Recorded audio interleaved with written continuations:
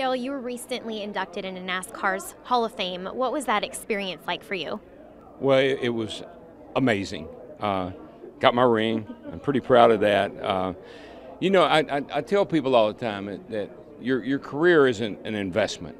You invest your time, your energy, your emotion. It's really an investment over a long period of time. And so to get inducted into the Hall of Fame at the end of your career, that's a return on that investment. I was so flattered and thrilled. I tell you why. It's voted on by your peers. It's not a popularity contest. 50 men go in a room, and they're people you've raced with, raced against, worked for, the media, a lot of different people, and they vote on who gets into the Hall of Fame. So that in and of itself makes it pretty special that your peers think that you're worthy of being in the Hall of Fame. And it was also a very special week for you, too. Earlier, you found out that you were going to be a grandfather, as well as your daughter surprised you coming home from her missions trip.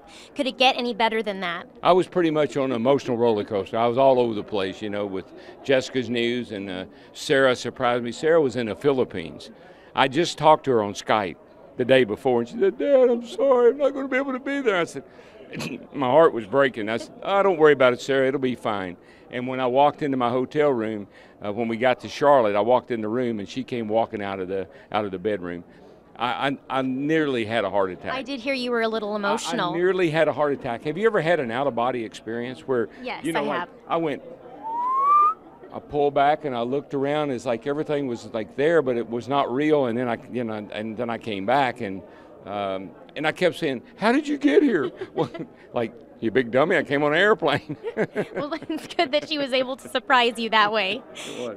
And also tonight, too, a very special event, the Night of Champions, but you're also a guest of honor. How does it feel to be here and be able to give back? Yeah, well, I was here last year, and I love the event. We had Trevor here last year, Trevor Bain, the Daytona 500 winner, and Danica came over. And tonight we've got Matt Kenseth, our champion from this past Monday night. And so it's a big honor to be here with him. He drives car number 17. That was my car number. I won the Daytona 500 in the car number 17. So we're in the 17 fraternity, and so we'll have some fun with that tonight. And then of course your famous football coach will be here tonight too. So two great guests tonight. And then also the start of the NASCAR season, kicking off the Subway Fresh Fit 500 on Sunday. Are you able to ever kind of get back in the car and take a few laps? Well, have I? No. Would I like to? Yes. I mean, once a driver, always a driver. I'm sure it's like my friend Troy Aikman or Terry Bradshaw. I'm sure that in their mind they could probably still play the game. And in my mind, I think I could still get out there and be very competitive. But I've got a great job now working for Fox in the booth. I've got a great team around me with Mike and Larry, and my brother's now in the Hollywood Hotel with me and Chris Myers. So I'm happy doing what I'm doing. And I still get to hang out. I still get to be honored tonight, and I get to be here with Matt, the champion from last week, and I really have a better job now than I had when I drove. I get all the benefits without all the risk, and that's pretty cool. And now what are you expecting for Sunday?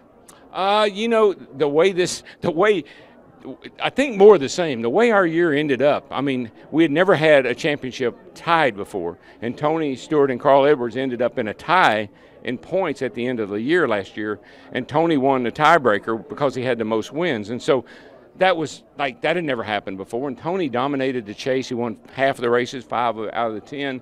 And then we go to Daytona, and of course you saw Daytona. It's the most bizarre things at Daytona I ever saw, starting with the Bud shootout with Kyle Busch. He spins out and the fire delay times, and then we had the big fire, and then a dramatic finish with Matt and his teammate Greg Biffle, and Dale Jr. slips there and gets a second place finish. Danica was down there. We had Danica Mania. So we had a lot going on, and it made it really exciting. And I'm sure it's just carry over to here, because I tell you the truth, this is one of my favorite racetracks, and this is one of my favorite cities. I always love coming out here. This track's kind of unique. It's different from Daytona, 2.5-mile high bank, 200 plus miles an hour.